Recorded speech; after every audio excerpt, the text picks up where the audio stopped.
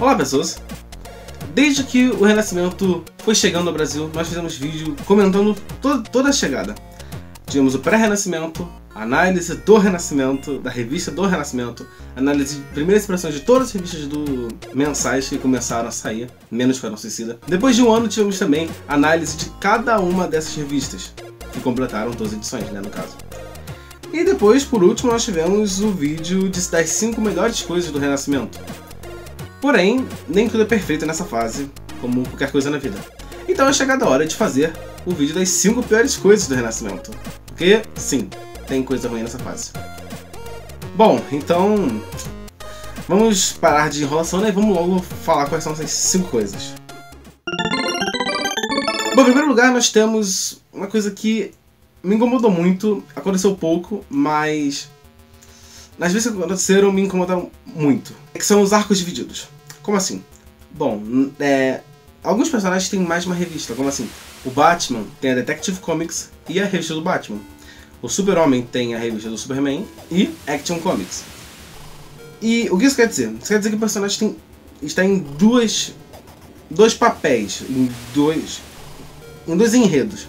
Então, há momentos em que a história é tão grande que ela vai se passar nas duas revistas. Os eventos desse acontecimento vão acontecer nas duas revistas. É o caso da Noite dos Homens Monstros e Superman Renascido, da Action Comics Super-Homem. Pois bem, qual o problema disso? Uma coisa é você, por exemplo, eu coleciono Batman. Eu vou ter que ler só Batman para entender todas as histórias. É isso que se espera quando você acompanha uma revista. Porém, quando você compra uma revista do Batman e tá lá, Noite dos Homens Monstros, parte 1, e na próxima revista tá parte 3, quem não é muito fã de quadrinhos ou quem não entende, vai ficar muito confuso, vai pegar a história pela metade, ou você vai forçar a comprar revistas que não acompanha.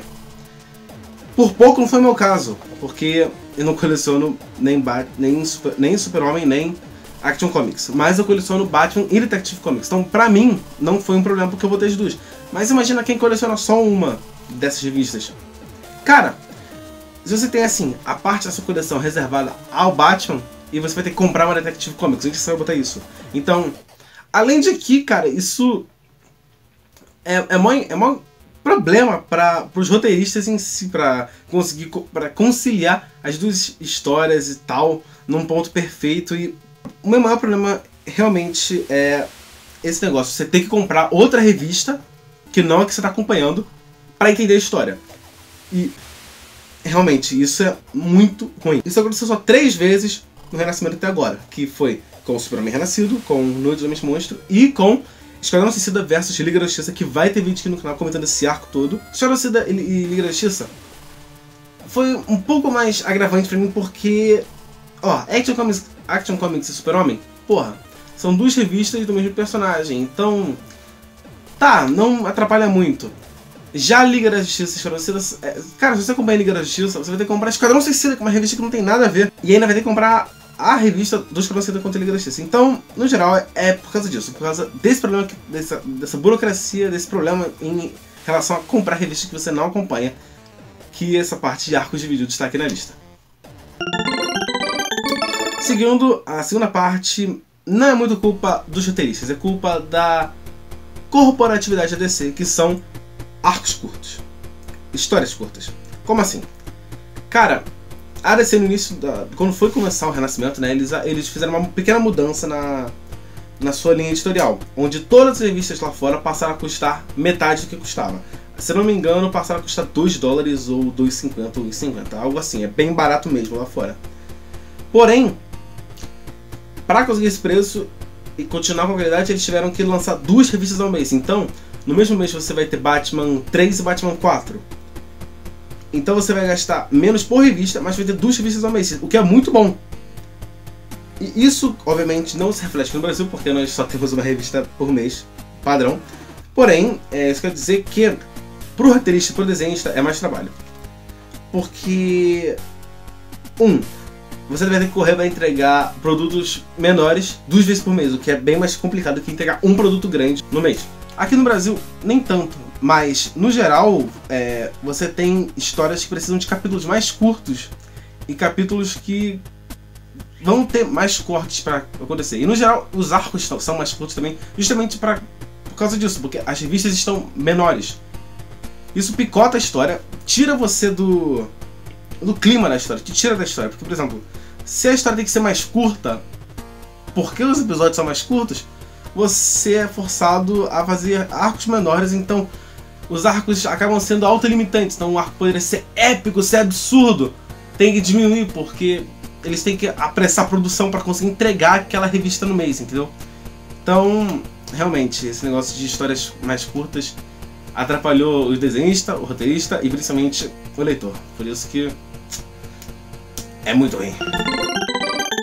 O próximo item da lista é uma coisa que realmente me incomodou em duas revistas: Mulher Maravilha e Esquadrão Suicida. Principalmente Esquadrão Suicida. E Arlequina. Arlequina, essas três revistas. Por quê? Mulher Maravilha nem tanto, Esquadrão Suicida muito e Arlequina mais ou menos. Que é você desrespeitar as coisas que vieram antes por causa dos filmes. Como assim?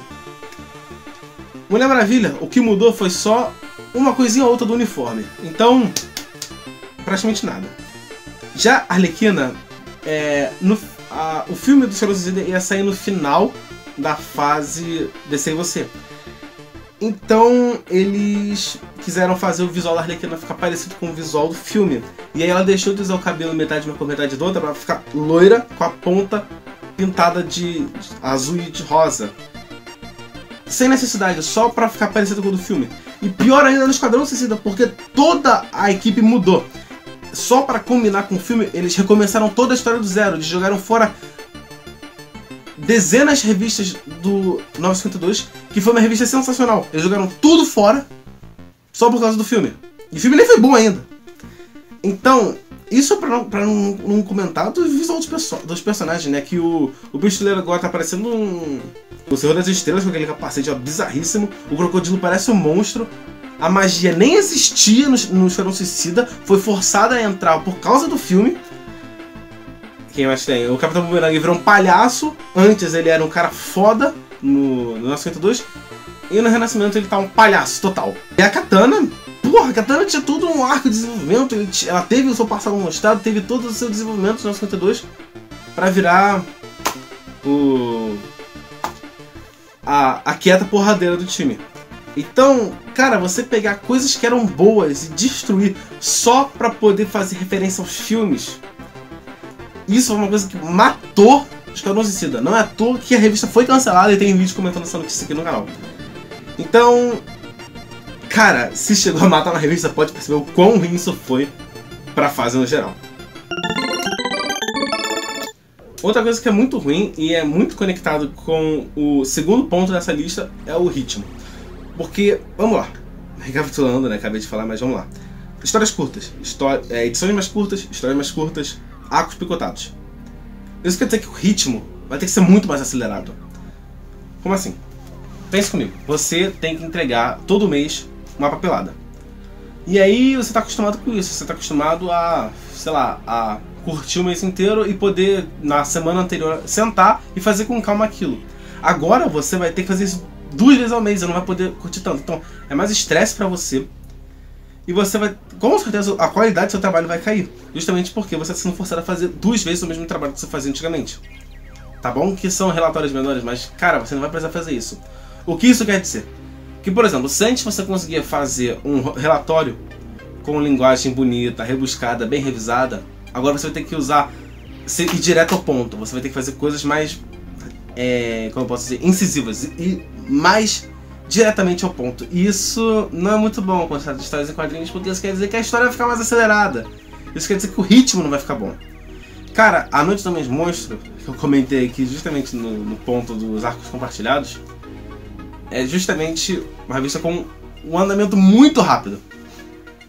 Se essa revista tivesse saído em uma revista só, com uma revista dos 952, que eram revistas gordinhas, em um título só, cara, teria sido sensacional. Mas como teve que ser compartilhado e com revistas curtinhas, ficou um arco mais fraco da Detective Comics. O que poderia ser um arco sensacional, mas não foi justamente por causa disso, porque o ritmo cagou e a revista foi picotada. Outro arco que foi muito que levou isso, que é o arco da Liga da Justiça do Atemporal. O arco atemporal. Cara, esse arco tinha tudo pra ser uma ótima história sobre viagem no tempo, sobre paradoxos, sobre consequências de atos, sobre grandes poderes. E não foi justamente porque o ritmo foi muito acelerado. Você tem que correr pra explicar as coisas, correr pra resolver as coisas, e isso mata a revista. Não mata, né? Porque matar só no caso do Esquadrão Suicida que foi cancelado. Mas, cara, diminui um pouquinho a qualidade de cada arco, porque teve que ser apressado, cara. Não tem jeito. Se você tem que fazer uma coisa apressada, a qualidade cai. Ainda mais quando se trata de contar histórias. Isso realmente corta muita coisa. E o último ponto dessa lista eu não lembro exatamente os pontos que eu disse lá no vídeo das 5 melhores coisas, mas uma coisa que é muito boa do Renascimento é que você pode, quase sempre você pode pegar uma revista qualquer, por exemplo, deixa eu pegar aqui na sorte uma revista.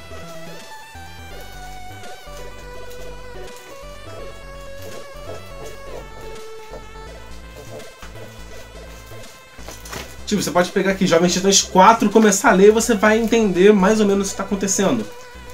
Foi realmente na sorte que eu peguei isso aqui. O ponto é, você pode, na maioria das vezes, pegar uma revista qualquer, independente do número, ler, e você vai entender minimamente o que está acontecendo. Até porque são 2 números, então 2 números do que era original. Então, geralmente é uma edição que termina um arco e uma edição que começa outro arco. Então, se na primeira parte da revista você não entendeu, na segunda você vai entender porque está começando outro arco. Isso é sensacional, muito bom que qualquer pessoa possa pegar uma revista e ler. Isso é muito bom, qualquer pessoa pode começar a gostar de quadrinhos justamente por causa disso. O problema é justamente na parte de fora dessa grande parte das vezes, que é justamente que o leitor vai se perder. E esse é o 5º ponto dessa lista. Cara, muitas vezes leitores que estão acompanhando a revista, o título, desde o início, vão acabar ficando perdidos por causa da combinação de todos os pontos dessa lista. Como assim? Cara, vamos dizer, Batman entre o 13 e o 14, que é no final do arco da história dele querendo pedir a mulher gata em casamento, e início do arco Guerra das Pedras e Charadas. Cara, a transição é muito rápida do momento íntimo do Batman com a mulher gato pra história do Charada do Coringa. Então, do nada tem uma guinada absurda e você já tá no meio de um conflito louco entre os dois, com a narração do Batman por cima. Então, justamente pela coisa ser muito acelerada, você acaba se perdendo no meio da história, e você lá no meio, de tão rápido que foi essa transição, você nem se ligou que o Batman tá narrando a história.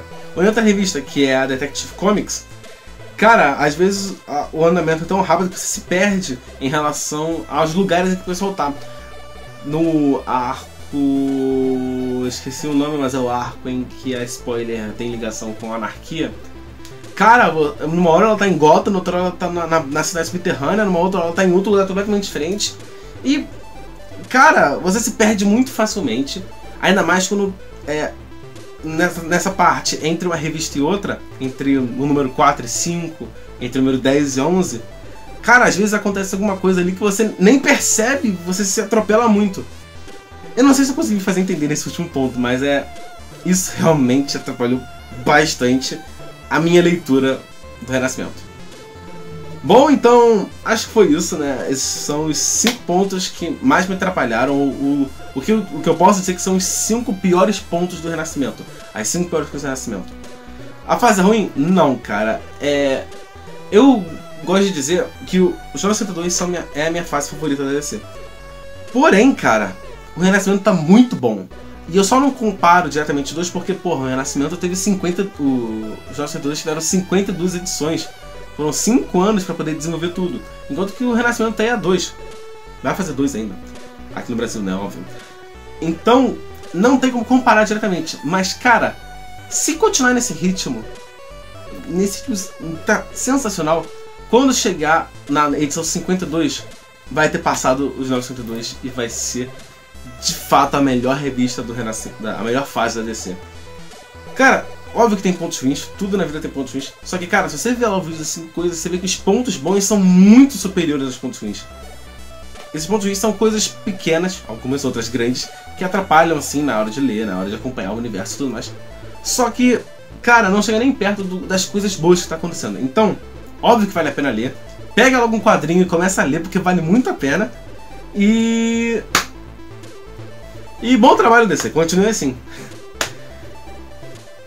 Então, eu acho que é isso. Vejo vocês no próximo vídeo e falou!